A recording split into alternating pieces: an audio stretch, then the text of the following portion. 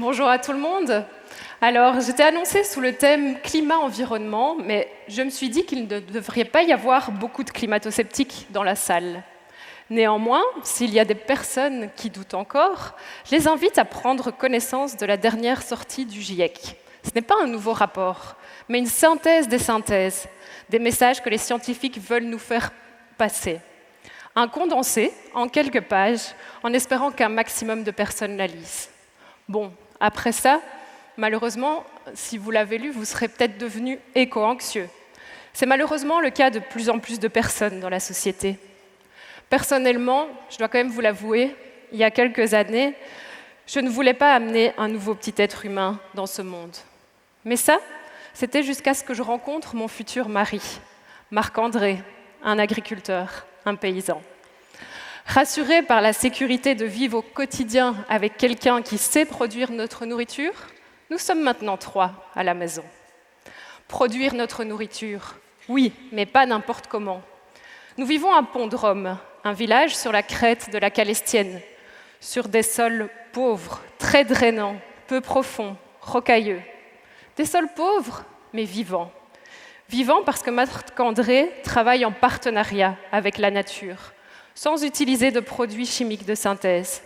Les vers de terre et les champignons du sol sont ses alliés. Sur ces sols vivants, il élève des vaches, réellement à l'herbe des prairies. Elles sont dehors, quasiment toute l'année, pour leur bien-être, mais aussi le nôtre. Bref, vous l'aurez peut-être compris, il est en agriculture biologique certifiée, et même plus, puisqu'il a également la mention Nature et Progrès. Il y a presque 3 mois, c'est vrai, en devenant secrétaire général de Nature et Progrès, j'ai fait une autre rencontre déterminante dans ma vie. J'ai découvert de l'intérieur la richesse de la communauté.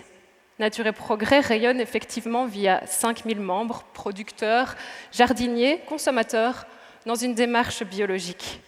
En plus des rapports scientifiques, j'ai mesuré la force d'une communauté de changement, qui le vit, ce changement, depuis près de 50 ans déjà, plutôt que d'en parler. Elle le vit au quotidien, dans chacun de ses actes de consommation, la façon de produire ou d'acheter sa nourriture, mais aussi son habitat, ou encore réfléchir sa consommation énergétique, avec une joie simple et communicative, animée par le souci de mettre l'être humain au centre, et un profond respect du vivant sous toutes ses formes. Dans les locales de Nature et Progrès, il y a aussi clairement le plaisir de faire les choses ensemble, de partager, faire son pain, son potager avec des ingrédients vivants, apprendre à reconnaître et utiliser les plantes sauvages, isoler sa maison, prendre soin de soi et des autres avec des produits naturels. C'est autant d'actes de consommation qui nous redonnent de l'autonomie. Et je retrouve là ce sentiment rassurant d'indépendance et même de fierté d'être capable de faire des choses par soi-même. De plus, contrairement à ce que l'on aime nous faire croire, la bio est carrément plus économique dans ce mode de vie Nature et Progrès. Mais bon, je ne suis pas naïve, hein.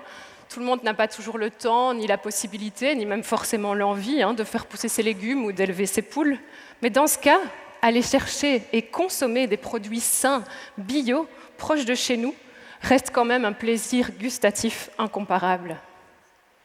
Vous avez sûrement déjà fait l'expérience de goûter la différence entre une fraise venue par avion pour les fêtes de fin d'année pleine d'eau et une fraise bio de saison de chez nous. Il n'y a pas photo. Alors ça, on peut se le permettre dans ses choix de consommation à la maison. Mais pourquoi est-ce que l'on ne pourrait pas avoir à disposition cette qualité d'alimentation partout? Je vous donne un exemple. Le 15 mai dernier, je suis allée au concert de Stromae. Oui, j'ai eu la chance de le voir le premier jour de sa tournée. Et en attendant qu'il monte sur scène, dans l'enceinte du Palais 12, j'ai faim et j'ai soif. Pas vraiment de choix entre la marque de la bière, ni des chips.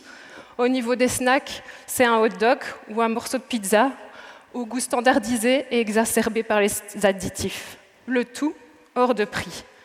Et là, je me suis dit, mais qu'est-ce qu'il faudrait pour que l'on retrouve une pizza avec de la farine bio, du vrai fromage de producteur, pas un ersatz, une sauce tomate adoucie avec des carottes de SB, Et les gens sont demandeurs. Vous savez, la semaine passée, en préparant cette intervention, il y a une amie qui me racontait qu'elle avait participé au festival d'art de rue de Hatt. Et parmi la myriade de food trucks qui étaient présents, là où les gens se ruaient, c'était vers les produits bio et locaux. Ça, c'est une bonne nouvelle. Alors, vous menez aussi chez Nature et Progrès des combats au niveau juridique contre les pesticides. Et donc, j'ai lu que vous aviez assigné le ministre Clarinval pour non-respect du règlement sur les pesticides. Expliquez-nous ça. Bah oui, malheureusement, parce que quand les outils démocratiques ne suffisent pas, il faut malheureusement passer par la voie juridique. Parce qu'en matière de protection de la santé des agriculteurs, des citoyens exposés, des plus vulnérables et aussi de l'environnement, il y a urgence. Parce que quand on voit les dégâts que les pesticides engendrent, je vous donne juste l'exemple de l'eau, peut-être, vous avez sans doute entendu en France que maintenant c'est 1/3 de l'eau potable qui ne respecte plus les normes. Voilà, il y a vraiment urgence d'agir. On fait ça aussi pour provoquer un basculement réel vers la recherche d'alternatives, parce que sans ça, cette recherche est trop passive. Alors les pesticides en France, vous avez sans doute aussi entendu les nitrates en Hollande et en Flandre. Il ne faut pas se leurrer, hein. En Wallonie, les indicateurs de ces deux polluants pour nos eaux sont mauvais aussi. Et c'est qu'une question de temps pour que l'eau devienne un luxe, si il faut payer sa dépollution, ou tout simplement que des points de captage ferment définitivement. Et comme me le disait l'ancien directeur du Centre wallon de recherche agronomique, un homme pragmatique, nous n'aurons bientôt plus le choix. En 2050, toute l'agriculture risque d'être biologique, mais par nécessité, pour la santé des écosystèmes et donc la nôtre. Si on ne veut pas que cela se fasse à marche forcée, dans la souffrance, il faut y aller dès maintenant et s'y préparer en douceur. Parce que oui, aujourd'hui, pour le moment, pour avoir accès à des produits sains et savoureux, il faut soit du temps, faire soi-même en mode nature et progrès, ou de l'argent, parce qu'une alimentation éco-responsable est aujourd'hui l'exception et non pas la norme. Mais si on osait le changement à large échelle, tout ceci deviendrait notre quotidien, sans effort. Si tout le secteur public et le cadre politique s'orientaient vers la création de filières vertueuses avec le professionnalisme du secteur privé, il y aurait peut-être un basculement. La pizza du Palais 12 serait une pizza qui a le goût de ses ingrédients naturels. La danette qu'on nous sert en dessert quand on est en convalescence à l'hôpital serait peut-être remplacée par un yaourt au ferment bio et bon pour notre santé. Les menus de nos enfants à l'école seraient sains, au moins lorsqu'ils vont en classe verte, par exemple. Il faudrait vraiment que tout soit organisé pour.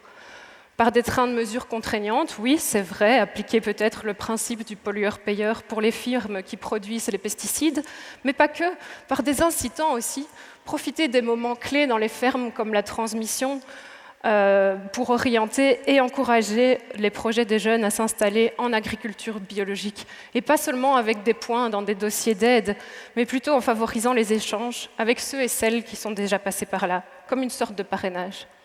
Et au niveau de la recherche aussi, qu'elle soit adaptée. Travailler avec la nature, comprendre l'écologie, c'est en fait hautement technologique. Et pourquoi pas un biodistrict à l'échelle de la Wallonie? Oser le changement, c'est être ambitieux, sur l'horizon, mais réaliste dans la mise en œuvre. Aujourd'hui, il y a un nouveau plan bio 2030, dans lequel la Wallonie s'est déjà engagée avec un objectif de 30% de surface agricole d'ici 2030. Il faudra donc de la cohérence dans la future déclaration de politique régionale, au moins recopier l'objectif de celle-ci, mais pourquoi pas aller un pas plus loin en s'engageant pour 30% de produits bio wallons dans nos assiettes d'ici 2030. Depuis quelque temps, on essaye de réinventer la roue en agriculture avec des concepts flous, édulcorés, que l'on peut dévoyer et dont la grande distribution est friande. Bon, c'est peut-être parce qu'elle va avoir 50 ans que la bio est has-been, mais il faudrait quand même réenchanter ce monde. Parce que la bio, ça marche. Comme je le vois depuis 8 ans que je suis dedans maintenant, mais aussi parce que je suis un peu fainéante et que tout est là, que je n'ai pas vraiment envie de réinventer la roue, mais plutôt donner de la visibilité à l'existant, avec une agence de communication spécifiquement dédiée au secteur bio, de l'accessibilité à l'existant, des chèques consommation pour les produits bio, de la transparence plutôt que de la publicité. Parce que dans ce domaine-là, la bio a tout à y gagner, puisqu'elle n'a rien à cacher. Il faut peut-être par contre en profiter pour la reconnecter avec ses valeurs dont Nature et Progrès a toujours été la garante. L'agriculture biologique, c'est de l'agroécologie. La bio, c'est au-delà de la production. C'est à l'échelle du système alimentaire. C'est du lien entre agriculteurs et consommateurs. Nature et Progrès, c'est une communauté qui a choisi, mais qui n'impose rien. Elle informe et montre une voie heureuse pour celles et ceux qui ont envie de la prendre. En conclusion, que vous soyez citoyens, producteurs, politiciens et politiciennes, nous avons des alternatives à vous proposer. Commencez par rejoindre notre communauté pour recevoir nos informations. En tant que citoyen, vous pourrez découvrir comment accueillir la biodiversité chez vous, même sur un tout petit bout de balcon. En tant que producteur, inspirez-vous de nos 70 opérateurs qui sont aussi des transformateurs et qui ont signé la charte Nature et Progrès. Découvrez les alternatives qu'ils mettent en place et que nous documentons culture par culture. Et finalement, en tant que politiciens et politiciennes, faites de notre santé et de celle de la Terre une priorité, parce qu'elles sont intimement liées. L'enjeu de l'eau est crucial. Et sachez que prévenir les pollutions sera moins douloureux que d'en payer la conséquence, notamment économique. Je vous remercie pour votre attention.